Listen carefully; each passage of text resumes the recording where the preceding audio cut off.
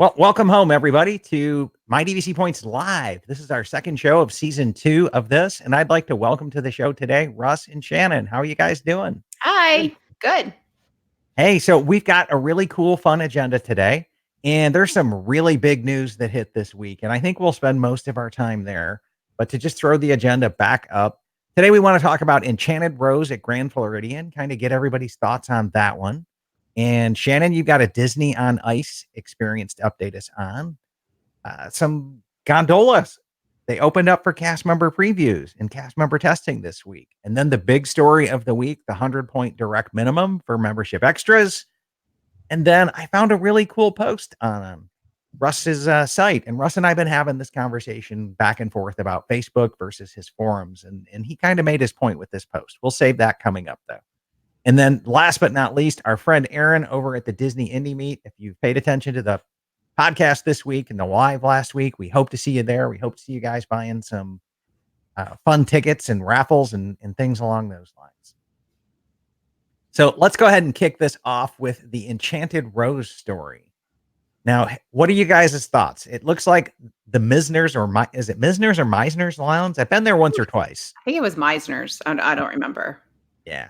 That's probably why they're yanking it and pulling it out. Okay. Because I don't remember it either, but it was Meisner's Lounge. It was on the second floor of the Grand Flow, upstairs, kind of a formal deal. And it's starting to, well, it's been down a while and it's coming back as a Beauty and the Beast themed. So I think it looks great. I do understand the argument that there's, they're kind of throwing IPs here and there and almost too much, but I like it. I didn't think Meisner's was themed very much. Like you said, I may have just passed by.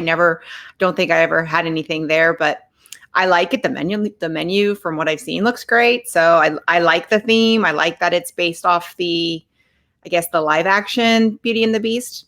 I'm all for it.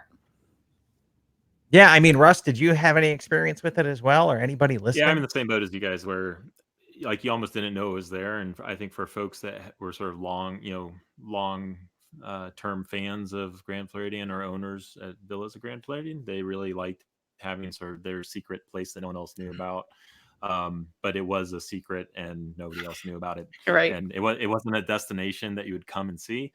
This new one, there's a lot of interest. People saying, "Yeah, I want to go check it out." So. I think the resistance to it is really the people that are like, "Hey, you spoiled my nice quiet place," and now people are going to want to go there. But that's probably a good thing, especially since they're expanding. It is. I mean, like with Artist Point, where you could always get a reservation there, and now you can't. I mean, since it's been the storybook dining, and that's almost going on a year now, so they have to fill those spaces. So it makes sense. Yeah. It's very similar because folks that are long Wilderness Lodge fans also like that. They could just stroll in and get a seat. That's not, fewer people are enjoying it. So we have a trip in December, and that's the only reservation I wasn't able to get was for Artist Point. So yeah, I mean, last time I was there was in February, and it was when Pat and Shelby and I did our drinking around the monorail tour. Right. And I remember those guys had an old fashioned there, and they said it was really, really, really, really a great drink, and they did it very well there. So that's about my only experience there. Was at the lounge or at the restaurant there? It was at the lounge. Okay. Yeah, the lounge is easier to get in, and they will serve food there as well. So I mean, for folks that did enjoy that experience in the past at Wilderness Lodge, they can still do that. Cool. But, I think it looks great at the Enchanted Rose. I think it looks fantastic. I guess it's based off the library, right, for Beauty and the Beast? Yeah, there's a library, and they're going to have some kind of an outdoor, according to the article on Disney Parks blog. So I'm looking forward to it. Looking forward to that. They're basically expanding to the south of Magic Kingdom, sort of adjacent to where the old lounge was, to have an outdoor space. So it's going to be much larger. And really, the theming is very subtle. I mean, they almost didn't even need to call it Beauty and the Beast. So I don't think people will be too disappointed that are sort of offended by theming in a Grand Floridian lounge. Yeah, very good. Very good. So, Shannon, you have an update from today, correct? Yeah, just a couple hours ago, about I guess 4 hours ago, we went to the Disney on Ice brand new show called Road Trip Adventures. It actually debuted last week in Orlando. I'm in South Florida. We went to the last showing in Sunrise. It's going to be in Miami next weekend. So we got to be part of, we were VIPs and got to do a meet and greet with Mickey and Moana before the show, and had front row seats, and really had a great time. And my son absolutely loved it. The ending was the song "Get Your Ears On" that they've been playing in the parks since for Mickey's birthday. Oh, okay. And he loves that song, so he was dancing, and Mickey came over and gave him a high five. So it was a great time, great show. My favorite, if anybody ever goes to Disney on Ice, my favorite show has been the Mickey Search Party, which was the one that we saw last year. That one is phenomenal. If it comes to your town, go and see it. This one is Road Trip Adventures. It's very good, but it's not, for us, it wasn't as good as the Mickey Search Party. But it was interesting because talking about IPs, the show opened with Mary Poppins Returns, and it had The Lion King and Aladdin, Toy Story 4. So it was definitely a theme of all the movies that came out this past year, and especially with Aladdin. They are working those Blu-ray and DVD sales, man. They really were, and there was a lot of screens. And for Aladdin, it was the live action version because they had Will Smith as the genie on screens and not the song from Robin Williams. So, that was different. I mean, it was still great, but it was not the Aladdin that I grew up with, and my son hasn't seen the live action version yet. So, but it was very good. It was very well done. A lot of acrobatics, and a really, really great show. Gotcha. Now I'm going to roll some pictures you sent over. Okay. Okay. And let's do this one first. This is a dual one. So that's the meet and greet. I saw a picture of Mickey last week. So I Disney bound, I guess, my son, and I don't sew. So that's actually a lot of tape on his jacket to make it look like Mickey's. I was able to get everything else. And then that's him wayfinding with Moana before the show. So he was having a really fun time with that before the show, and getting to do that little meet and greet with them. Oh, that is awesome. Because I saw that picture and I was like, I'm not even going to ask in pre-show. I'm just going to wait till the show to go, how the heck did you get matching outfits for Mickey? Okay. Yeah, I do a lot of dressing up my son. He's getting to the point where he's like, no, mommy, I don't want to be that. Like, for right now, for Halloween, we're going to be Ghostbusters. So I'm trying to get something Disney related, but it's not looking good. So, but I do a lot of dressing up, or dressing him up. So I was able to put that together in the last couple of days. So it wasn't too hard. Thank God for Amazon Prime. Got it. And then we've got this picture here. This one is the high five. Yeah, that's the high five at the finale. Mickey came over. Mickey saw him and noticed that he was in the outfit that matched, and came over, and had a couple times throughout the show kind of pointed him out. And then at the end of the show, called him over and gave him a high five. And I was able to get it on film. So that was a really special moment. And you can see our seats were pretty amazing because we were literally front row and center. Oh, good deal. And then we've got this photo as well, right? Right. So, yeah. That's my hubby. You don't really get to see him too much because usually it's pictures of me and my son, but he's usually the one taking them. But we got right before the show where we were taking pictures, and one of the perks of being Mrs. Florida is you get to do some fun stuff. So. Gotcha. So this was a somewhat of a work event then, right? I wouldn't say work event, but probably a Mrs. Florida perk, I would say. Either way. Okay. So that's really cool. And now, Russ, you had a really good post, and it either went up this week or today. It was all about the gondolas open for the cast members. Yeah, so it looks like the cast members are now doing test rides in their after hours, and we had some folks in the forum community take some snapshots of the signs and people going overhead. So that was fun. So they'll be the guinea pigs. If you're wondering who's gonna be the test riders, it'll be just cast members. Yeah, and in that link, there's Passport to the Parks. I mean, this guy did like an hour plus long stream of that whole event today or whenever this thing was. And I was like, wow, dude, like an hour 45. But I started watching it and he was talking with the audience and interacting and answering questions. So I didn't watch the whole thing because it was a little boring not being there live. Okay. Or not being able to have my question answered. But it was really cool to come back in and see that. And it looked like people were coming back in, getting on and off. Things were running very, very smooth, like you would expect from a Disney attraction. And let's call this thing what it is. I think it's an attraction. It's a ride like anything else. Well, we're going to we're staying cash next month at Pop Century, and one of the reasons why we're staying at Pop Century is so that we can go on the Skyliner. So I think a lot of people are doing that. I know my October trip, we were scheduled to be at All Stars, and then we looked and they hadn't quite raised the rates that much. So it was like $10 or $15 more a night to go over to Pop. And so we moved over to Pop. Just no hands down, no questions, just move over to Pop because we wanted the Skyliners. So I am part of another Facebook group, and there was a cast member that did get to ride it. And one of the questions asked was, is it a sauna in the sky? And he said no. He said the ventilation was very cool. He went in the middle of the day. It was very well ventilated. They did stop a couple times and it did get warm, but not to the point where he was sweating. So that's good to know, especially since, it's September, it's hot. And I think that's always what everybody was concerned about when it was finally revealed that there was definitely not going to be AC. Everybody thought, what the heck are they thinking? There's going to be saunas. Yeah, well, so fingers crossed we don't scorch in that one. Okay. Yeah. I'm hoping. I have faith in Disney. Okay. I can't imagine that Disney would have put that much money into something like that and not have done the research as far as knowing of whether or not these are going to be that hot. So I'm sure that the ventilation is good. Yeah. My faith is in them. My faith is in them. Russ, what's your take on the Skyliners?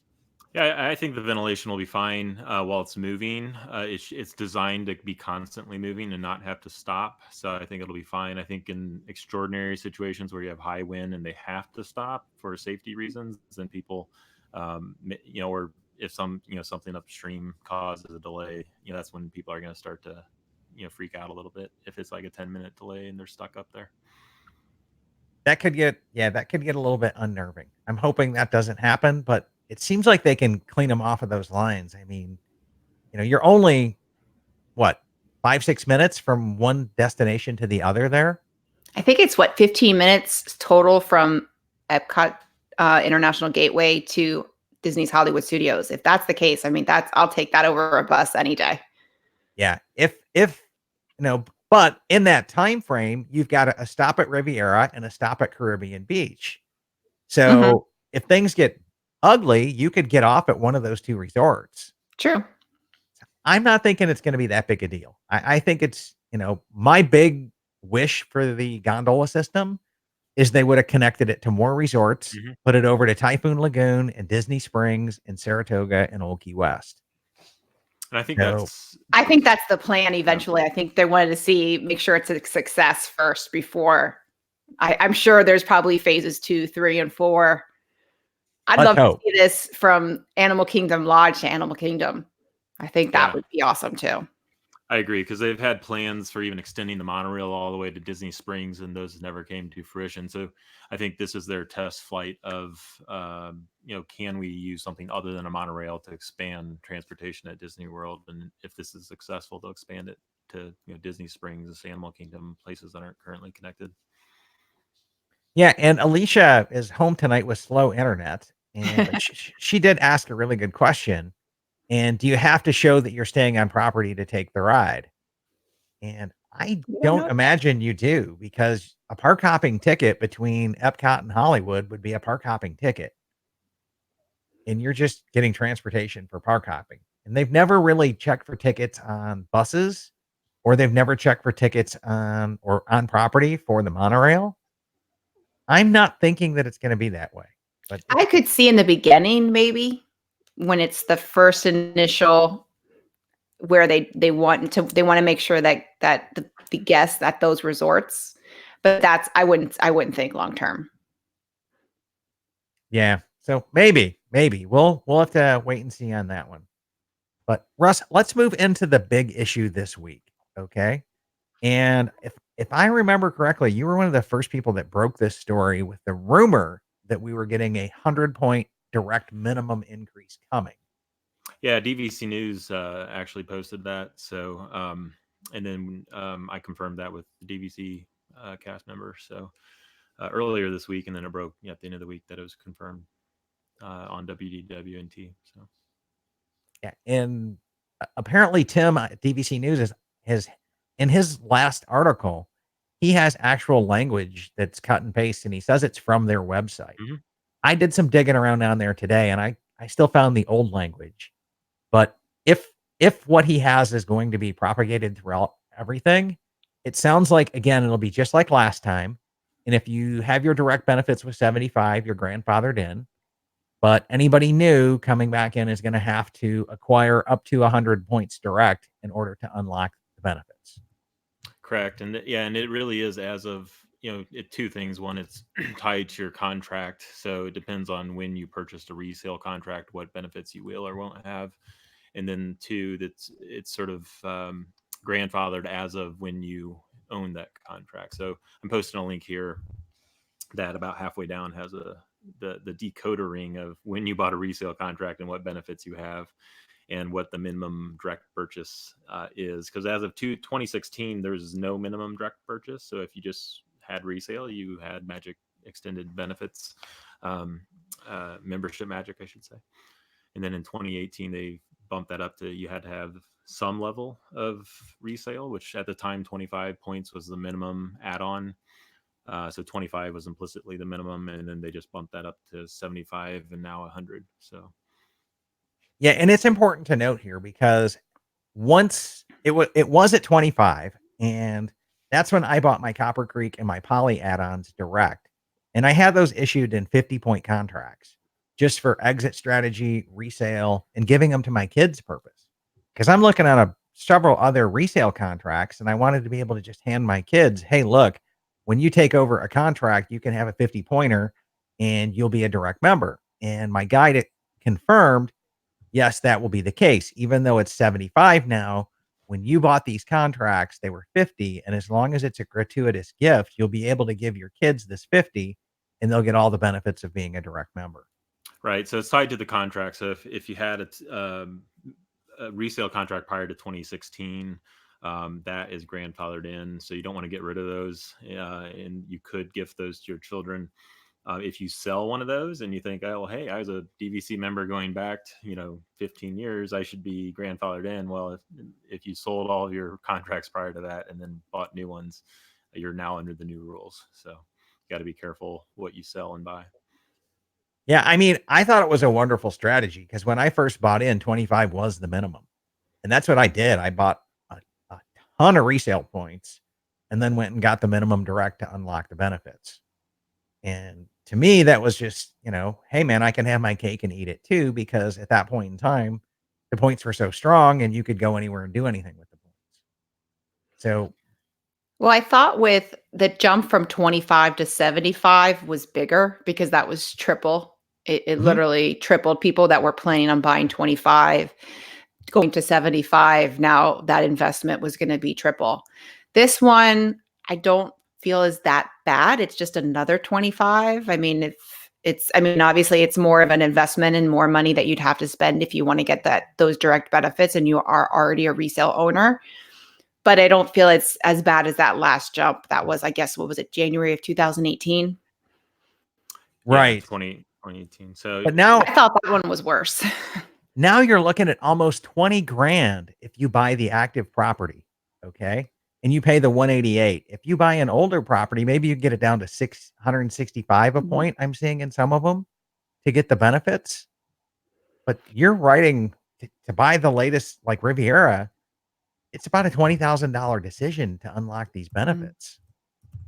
It's But I also deep. think it's kind of what we talked about last week, where 75 points at Riviera isn't going to get you very far. And I think with going forward, it seems that the point charts for DVC are going to be on this higher end. I don't think we're going to see the old Key West, the Saratoga Springs anymore, where a week. I think I'm spending 8 nights in a 1-bedroom is 178 points is what we're spending in December. So 178 points is going to get me maybe a studio for the same amount of time at Riviera. So 75 points isn't going to get you very far. I don't know how much more 100 is going to get you, but it is going to get you a little further as far as more of a vacation time. So I think that was a great point that you picked up, because we just last week we started talking about this ratio of direct to this, and I was saying, hey guys, look, you probably need more than 75 if you're going to come back in and start to go to Riviera, any of the other new resorts through banking and borrowing. So it's almost like they listened to our conversation and made the announcement this week. Yeah, and as far as cost justifying this, I mean, it's really the difference between resale and direct that is the delta. So like if you look at Saratoga Springs, its resale is 100, direct is 160. So it's really a 60 point, per point times 75 is your sort of buy-in cost to get the benefits. That's 4,500, not the 20 plus thousand that you quoted earlier. So it's really look at what you're buying resale, look at the difference direct, subtract the 2 times 75, and then say, okay, what's the value? If you're looking at a gold DVC AP versus a platinum annual pass, if you're not a Florida resident, that's a huge difference. You're talking 200 plus per person per year. So a family of 4 could easily save, $800 a year that they buy those DVC gold APs. So you'll break even in 5 years if you look at it that way. But if you're for me, when I did the math, it was like 2, maybe 3 sets of annual passes at the most before, at 25 before I could break even. Yeah. I mean, it seems that you're buying a gold annual pass. Some people buy platinum even as a DVC member, and then the savings is less, but you can't even buy a gold annual pass unless you're a Florida resident or DVC member. So that's really the huge savings. That's what we did. We had gold annual pass for good, 3-4 years with DVC since we were DVC members. So for me, I'm a Florida resident. So we usually I get the gold and my family gets the silver. Right now we all have the gold, but most likely when we go to renew, only I will get the gold because we don't go during those blackout periods summer. So we don't really even use that. But there's something about being a blue card member.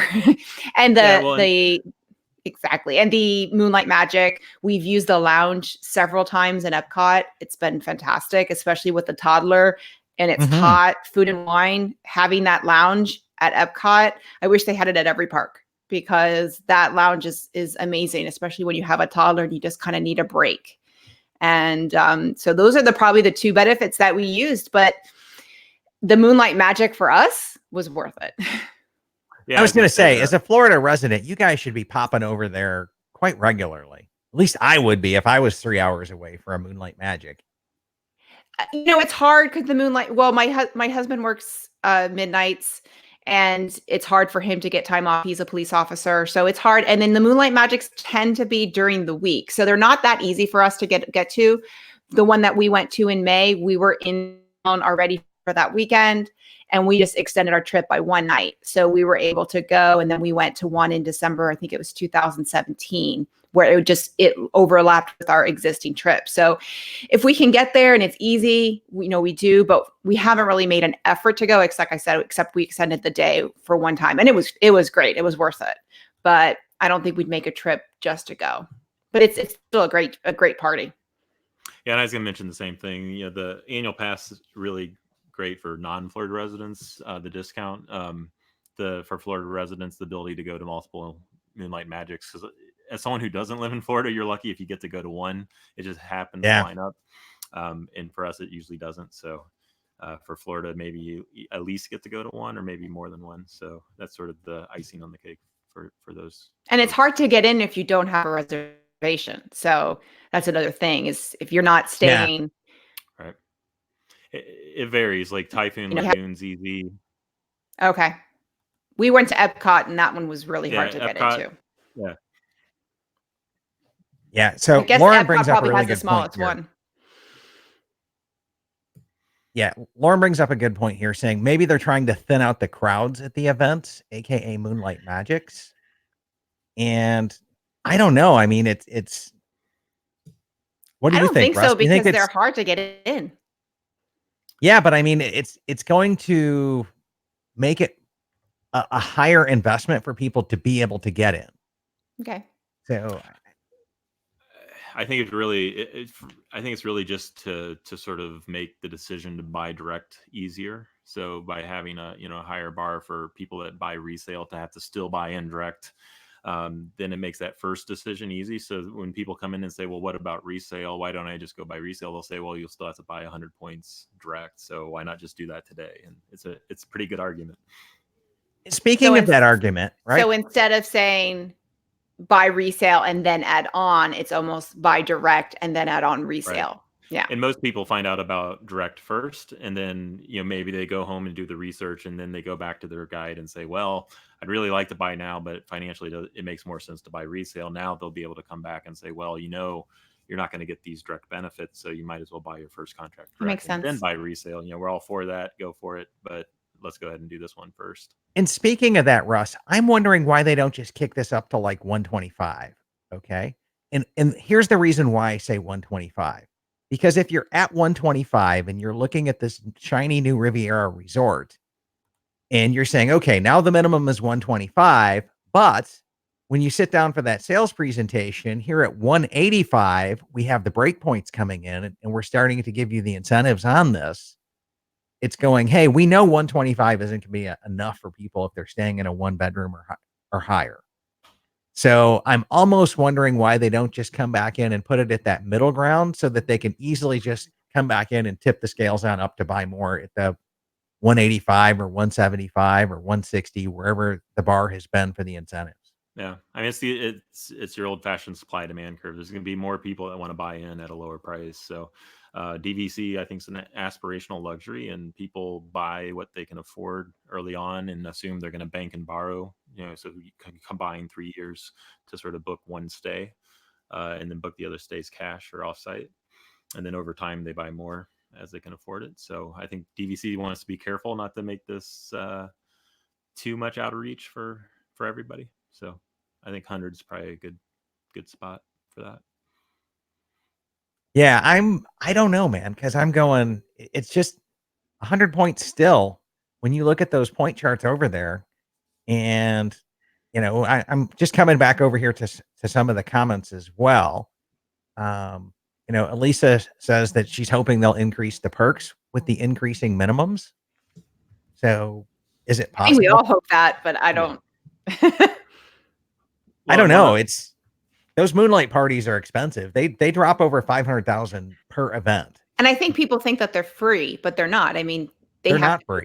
It's a marketing tool. Yeah, it's a marketing tool to get us talking about how cool DVC is, which, okay, you didn't have to work too hard to get that one done. Just reel me in, okay? Yeah.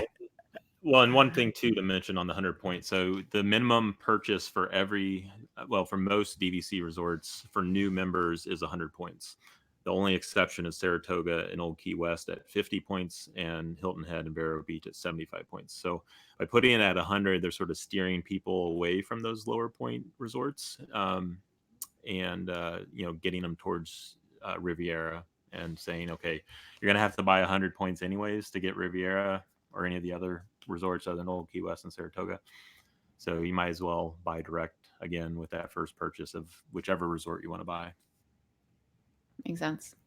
Yeah, I mean, the numbers match now. 100. I can tell you this. I don't care if it is 100. I don't care if it's 125. I still like having my blue card. I love that AP discount. I love the merch discounts. I love the other discounts.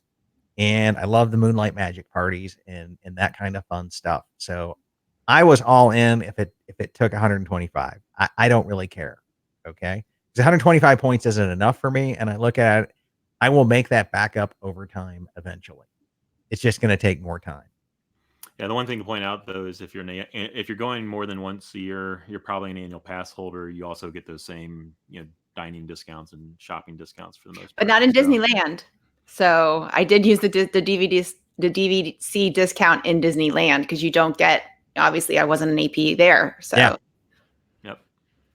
And it's pretty minimal there. I think it's like 10% off or something. And it's not everything. It's pretty limited there. I rely on our buddy Micah's site over at mouseperks.com Mhm. just extensively to come back in and tell me what has a discount and where. That And is which one's just, best?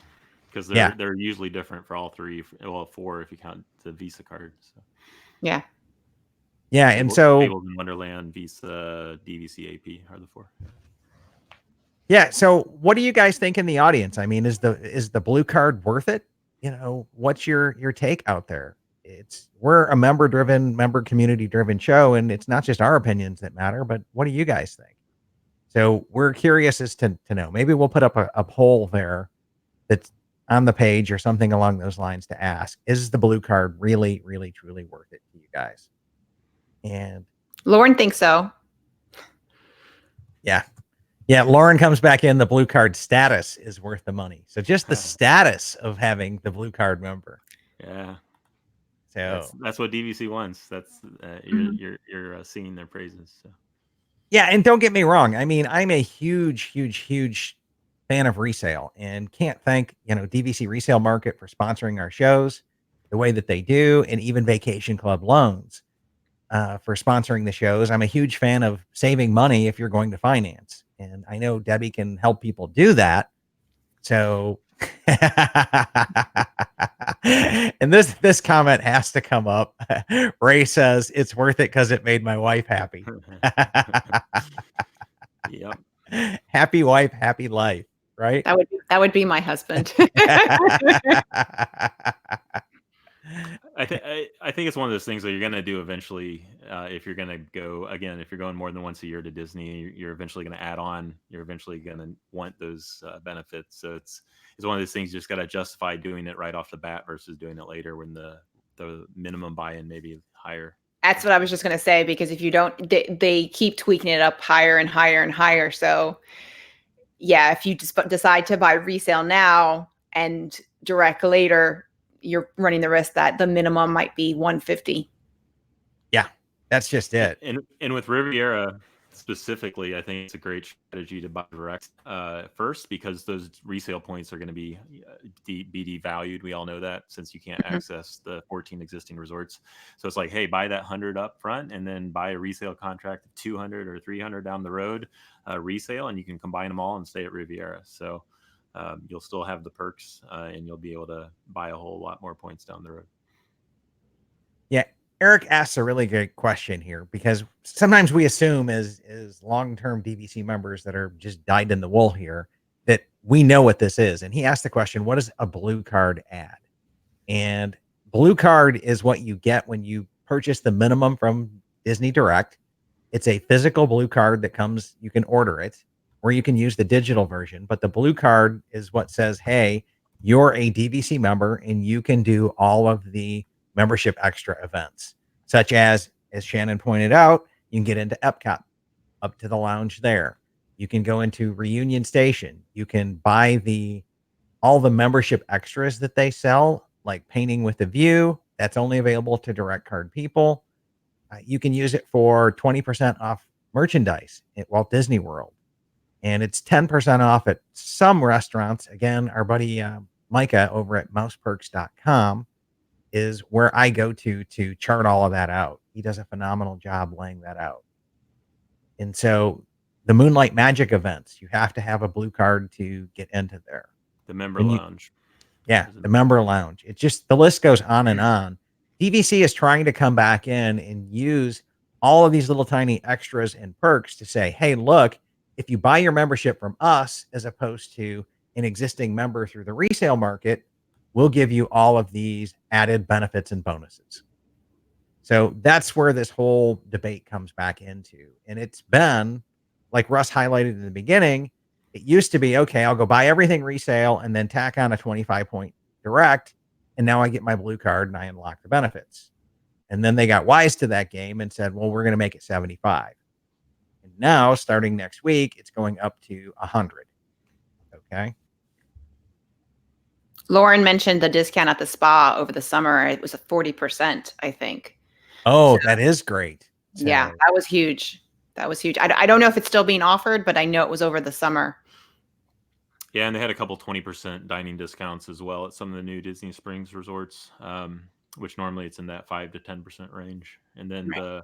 I don't know if you mentioned the annual pass, but that's the big one. So if you're buying, um, if you're wanting to buy a discounted gold AP versus a full platinum, that's that's almost $200 a person per year Yeah. in your party. Yeah, it was several $100s. I mean, several $100s that we saved, like $200 a person or more times 5 members of my Yeah, household. It's like $1,000 a year on annual passes. So that's where it comes back in. And like Marianne says that there's a great golf discount too. Um, Zach asked the questions: does Top of the World require a blue card or just staying on points? It's just staying on points or on property as a DVC member. correct. You can be staying Except I think the cash. events, the special events they have, I think you have to be a blue card member. Those that July 4th and the one Correct. those are blue card events because those are very limited. I think it was like 75 people. But to And you get have up to pay there, to get in those as well. Well, right. yeah, and I think so. It's July 3rd and 4th and December 30th and 31st. It's only people staying at BLT, I think, actually, not just No, now DVC. there's it's a party. On the Well, not on no, the there's not on both. the 3rd, but they had a private party on July 4th Right. and it So, was 75 people and I think it was $99 per person. And yeah, that you had to be a blue card right. member. So yeah. Yeah. So, but what I was saying, there's 2 days on each of those holidays, and on the day that's not the main holiday, so like the 30th and the Right. 3rd, I think you still have to not only be DVC but actually be staying there. And then on the 4th and on the 31st, which is the events, then you have to be a card member and pay money Right. to go to those. Which But is I mean, Yeah. again, I think it's also just, it's kind of fun to just be able to go to those events and to feel like a full-fledged member. I think, I think if I didn't have the opportunity to go to Moonlight Magic or do those extra events, I don't know. I don't know if I would feel less of a member, but I would feel like I'm missing out. And I don't partake. There's really no discounts except for the small ones I got in Disneyland. There's really no discounts that we use because we are Florida residents. So I'm looking at those membership perks like Moonlight Magic, the lounge, and for us, it's worth it. Yeah. Mary brings up a really good point here. And Shannon, you alluded to this earlier. Mhm. And she goes, I'm glad I bought our 3rd contract resale. It saved me money. And you brought up earlier, and Russ did as well, about somewhat of flipping the script here. Because when I bought in, it seemed like the wisest thing to do was to come back in and find the resale contracts that worked for you, buy those, and then tack on a 25-point card to match your use year. Okay. And that seemed to be the most frugal method. And that was the script. Okay. That people were following. And now I think with it going up to 75, I mean, to 100. Going up to 100. Well, it went up to 75 and then Right. it went up to 100. Right. But I think to Russ's point, they could be trying to flip the script right. that says, hey, just come back in and buy direct first. Yeah. And the only reason what you described was possible is because the minimum buy-in for a resale, the minimum buy-in for an existing DVC member, whether you resale or direct, was 25 points, whereas the minimum buy-in for a brand new member was always 100 points. So now they're matching that 100 with the minimum to get perks, so you don't walk out the door during that first discussion with your guide. It makes sense. Yeah, that's the other thing. Eric brings up another good point. A direct benefit is we can buy the Tables in Wonderland card without an annual pass. And I think if that's been a little dicey though. Some people have been able to get it with resale, so it's not officially, I think, in or out. I think it depends on who you talk to at the guest services. Yeah, their systems might not lock it down, but the black and white policy says it's a membership extra perk. Okay. So now whether the cast members screwed that up, who knows? I'm not going to argue that people go out and do that, right? Eric asked if Tables in Wonderland is worth it. We have it. We think it's worth it. We go several times a year, and we do, especially in December, we do our long trip in December. And because of the 13 months of when you get the tables in Wonderland, it'll cover 2 of those trips, and that's when we do a lot of our dining, sit down dining. And for us, we easily get that back. So we did absolutely. we did it for the first time last December, and we've definitely seen a return in it. If you do any of the huge character dinings with a big party, so such as Hoop-Dee-Doo Review, Cinderella's Royal Table, Crystal Palace, you start talking 20% off of those venues because they include gratuity in there. And what happens is that's just a pure 20% off. And we love Nomad Lounge at Animal Kingdom, and the only thing they accept is tables in Wonderland. So yeah, and it's $150 and 20% discount, so you break even at $750. And if you're going more than once a year, again, just like annual passes, then it makes 100% sense. And there's also some quick service places at Animal Kingdom, and then also Saratoga Springs quick service. So those are well worth it. Yep. And Kevin is saying that, he bought tables in Wonderland, truly enjoy it. Yeah, Marianne has this great comment here. Last June, during a hard rainstorm, that Epcot Lounge became my favorite Blue Card perk. And so, yeah, those are some of the conversations and what's going on here. So, again, just to wrap this thing up, I don't care if it's 125 or 150. I would say if you're going to use those points, do it, and then tack the rest on resale. Beyond a shadow of a doubt, buy enough direct to get the resort stay that you want every third year in case you want some of the new resorts.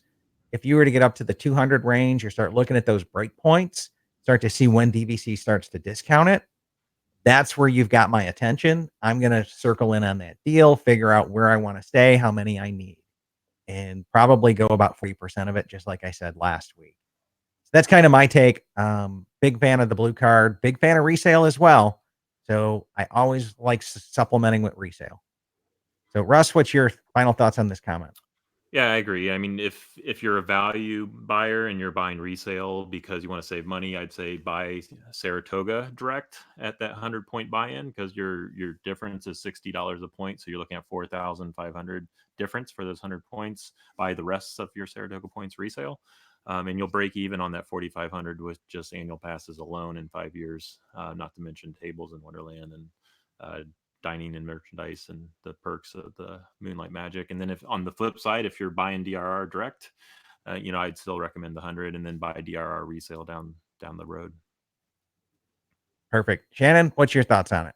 The same. I think the Blue Card's worth it, and like we were just talking about, where I do think that it's flipped, where you no longer don't recommend buying resale first and then going and adding on points. Is buy that first contract, and then if you want to add on. But I think it's important to add to buy enough points for what you said. Stay every 2 to 3 years, because the concern is I think there's people that are not buying enough to get, or thinking they're going to get, all this time in a tower studio, and there's only 20 of them. So not happening.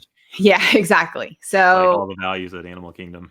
Exactly. So it's making sure that you and then I didn't, when I first got in, I had heard buy you want to stay, but at that point, just being on Disney property is, my theory was, as long as you're on Disney property, I'm happy. And that's still true. But as an owner of Saratoga, I wish I had bought, I looked more closely at Boardwalk or Beach Club, because we really, really love those resorts, especially Boardwalk. And I think I probably would have done things differently in hindsight, because now it's just impossible to get there. We have gotten in Boardwalk on a wait list, but I think that's more of a fluke than what we would normally happen. Like, we've tried to get in December and it's just never going to happen. So yeah, it's kind of like trying to get in Wilderness Lodge in December. If you don't own there, it's pretty dang difficult, because that is a peak time for the owners there. So even in a 1-bedroom. Yep. Okay. Yeah, especially the standard. The Boardwalk pool are a little easier just because there's more of them. Yep. Right. Very good. And Scott asked a really good question that I am going to kick down the road to next week because we're kind of pushing the time. And I think it's another hot topic here in the DVC community. You think DVC will ever make resale limit so that you have to stay at the property you bought? And we will pick that one up next week, guys. I promise you that, but that's a great conversation and a great topic and all kinds of controversy. I mean, people are yeah, this one's just surrounded with shark infested water. So we'll stick our toes into it next week. How does that sound? Okay. But transitioning here, Russ, you and I have been having this ongoing conversation for a while now about the value of a Facebook community group versus a real forum group. Okay. Russ, why don't you give me your kind of rundown here on this? Because I found an article that kind of backs your argument up this week. Yeah, so I mean, I've been very active in both for several years, and before being the owner of DVC Info, where we have one of the largest DVC communities forums online. So, I mean, my thoughts are Facebook groups are great for these fast sort of news blurbs. My experience has been people don't even click the article and read them; they just read the headline and they form an opinion, pro or con, and then post a comment, or they like it or don't like it. So it's very transactional. It's very much a flash in the pan and sort of drive by, commenting on it. So forums are much different. There, you have a consistent set of people that are sort of your active members, and a lot of those are experienced. They've been in DVC since the beginning, or they for a long time and have a lot of experience to share. There's also a lot of new members as well that are trying to learn from that experience. So it's a good sort of longer conversation, not just the flash in the pan news flash and then you're on to the next thing. So, there's a lot of these debates like we're talking about right now with the points and strategies and new resorts and things like that. Yeah, and it's a continued ongoing topic. Well, I found a post on your site this week, and it really caught my attention. And I started reading it, and then I went back and I realized this thing was started in 2017. Hmm. And a DVC member had posted that her daughter started dating this guy when she was in the college program at Disney. 4 years later, they're still dating, and he takes her to Disney and does an engagement proposal. Okay. And so there's all these really cool comments. And, I was shocked that some of the really fun comments on there were like, you're so lucky that your son in law is also a Disney fan because I can imagine that if you had a divided family of, I don't want to keep going to Disney, right? Yeah. As members, we want to. But I read that article and it was fun because they kept posting on it. And we saw from the engagement photos all the way up to the bridal shower that's happened in I think a couple months ago, earlier this summer. Yep. And so I'm sure that thread will keep living with some wedding photos and everything else. And it really does. It made your point that your forums are a really great uh, conversation and it's an ongoing topic because if once you comment, you'll get notified that somebody else commented on there as well. Yeah, so I mean that's great, and it's also the multi generational piece to be able to see someone with their grandkids now, enjoying Disney, and then eventually, or sorry, with their children, and then eventually their grandkids, and so on and so forth, and great grandkids. So it's fun to have those familiar faces that and sort of follow their stories and get their perspectives, and so some of those other pieces like the multi generational pieces that you just don't see, like in a Facebook group.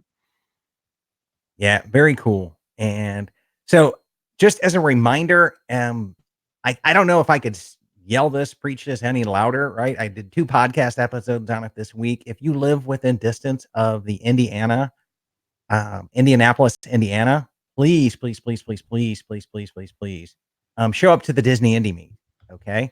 There's links out there on my website. If you go to mydvcpoints.com/036, episode 36 has links to the fundraiser for Give Kids the World and fundraisers where you can buy those raffle tickets to the trip.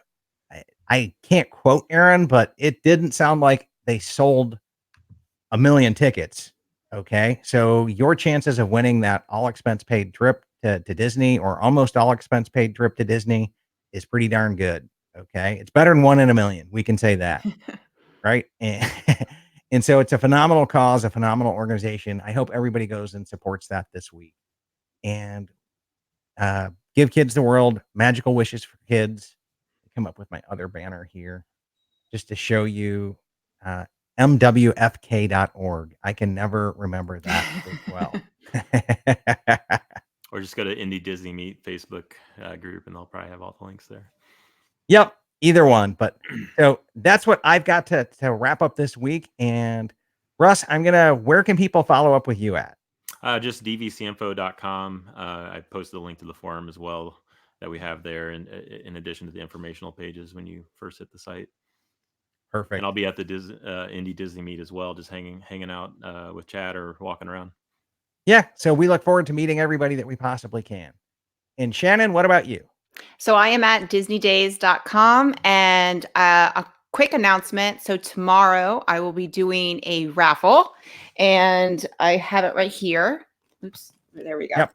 So this is there I am. A Mouseketeer Loungefly. So retails, I think it says $75. So I'll be raffling this giveaway tomorrow. It'll be announced on my blog, and we'll post the link on the My DVC Points Facebook page. And one of the things will be to subscribe to the My DVC Points YouTube channel, and a couple other things, but it'll all be in my blog post tomorrow, probably around noon, and I'll post the link on Facebook. So if you're interested in winning a nice Mouseketeer Loungefly backpack, visit my blog tomorrow sometime, or the My DVC Points Facebook group, and we'll share the link. So very cool. Thank you so much for doing that. And Shannon, I'm going to also put you back to full screen. And okay. I have you give a shout out to your ears, right? Yes, Wishes in Wonderland. She's done a couple ears for me. She's out in the UK, but her shipping is not too bad. But these are I love these ears. They're made really nice.